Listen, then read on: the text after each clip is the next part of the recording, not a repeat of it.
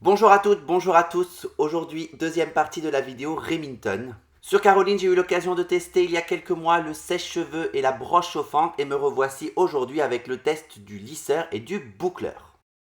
Et pour celles qui regardent la vidéo, si c'est possible de m'éclairer pour de futures vidéos, à savoir si vous voulez que je réalise des tutos, des tests de produits, des colorations, des tutos coiffure, maquillage, beauté, n'hésitez pas, ça me ferait un plaisir de voir en commentaire, ça me permet de m'orienter pour de futures vidéos.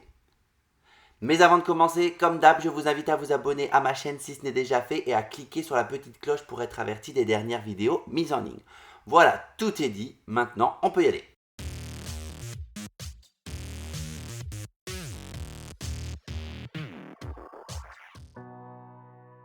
J'ai commencé cette vidéo avec le test du lisseur. Comme dans mes dernières vidéos, j'avais réalisé le test de la broche chauffante, les cheveux de Caroline étaient déjà lisses à la base, mais on voulait voir justement si avec ce système de kératine Protect, on pouvait aller plus loin dans le lissage et surtout dans la brillance.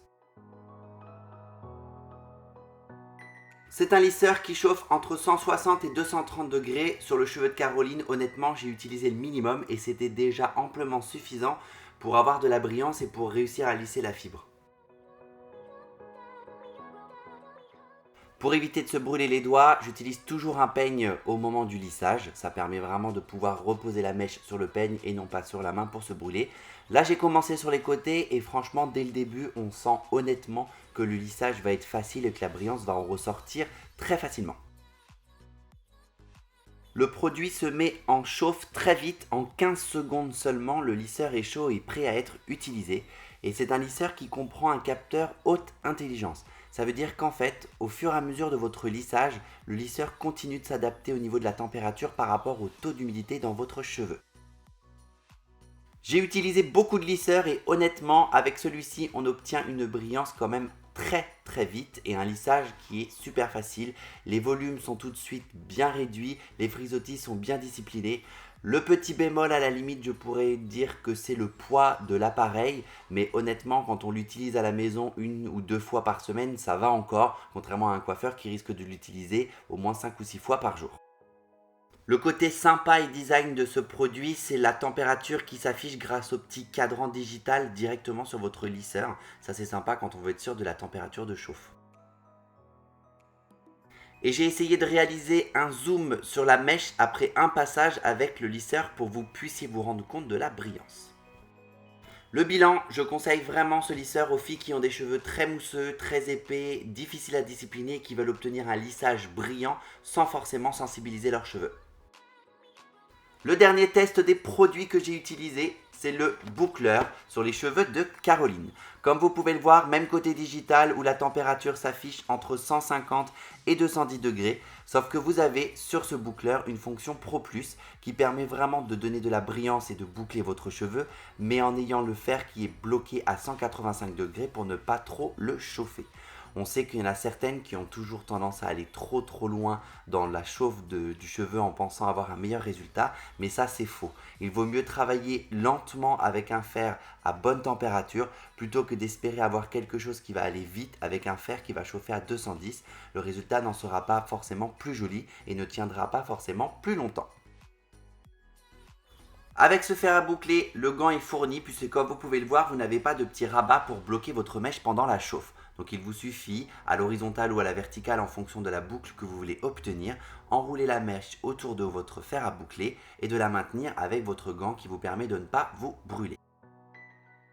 C'est un boucleur qui a un diamètre qui est quand même assez gros, donc celles qui ont des cheveux plus courts, vous obtiendrez un effet wavy plutôt que quelque chose de trop bouclé. Là sur le cheveu de Caroline, j'avais suffisamment de longueur pour avoir de la boucle. J'ai utilisé encore une fois pas mal de boucleurs différents et c'est vrai que généralement la mèche une fois enroulée autour du cylindre a tendance à glisser.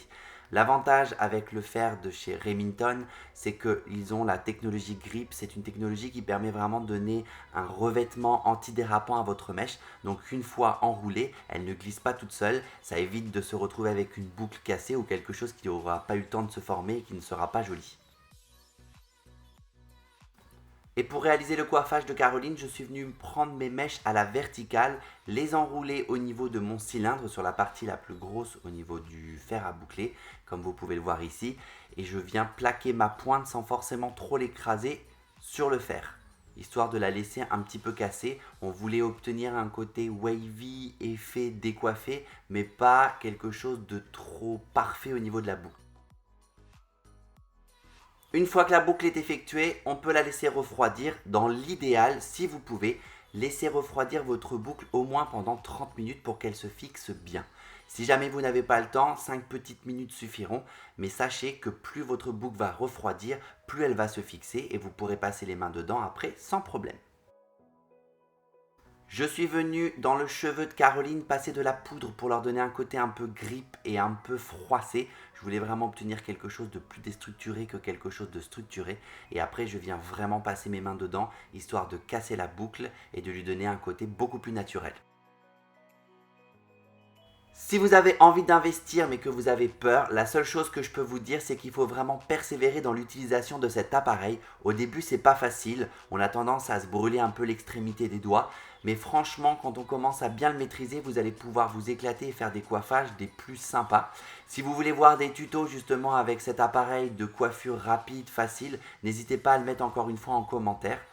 Merci à tous d'avoir regardé cette vidéo, ce test de produit, j'espère qu'il vous a plu. Sachez que vous pouvez retrouver l'ancienne vidéo pour le test de la broche chauffante et du sèche-cheveux juste ici et que vous pouvez vous abonner juste là.